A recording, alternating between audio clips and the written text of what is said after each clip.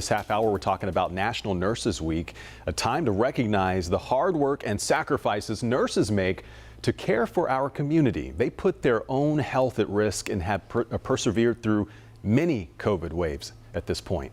WCNC Charlotte's Chloe Leshner is live at Piedmont Health in Elizabeth. Chloe, our local healthcare system is recognizing them in several different ways this week. Yeah, hey Fred, this is really the first time in a few years that hospital systems can have in-person events to recognize nurses during National Nurses Week, and we're seeing our local hospital systems doing that. Earlier today here at Piedmont Health, they had a big barbecue and a talent show just as a way to get nurses out of the hospital and say thank you for all that they do to keep us safe.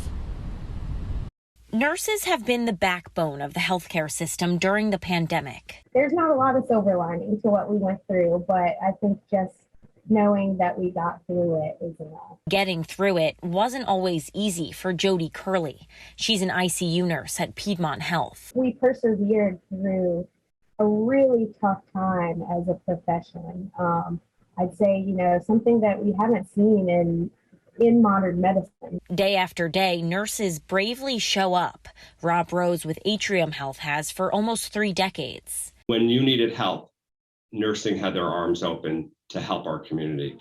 When people couldn't breathe because they had COVID so bad, our EDs were open to receive those patients. We never shut down. We took all the patients all the time. They don't do it for the praise, but this week is National Nurses Week, a time to recognize and respect all they do. For the first time in a few years, it could safely be a celebration.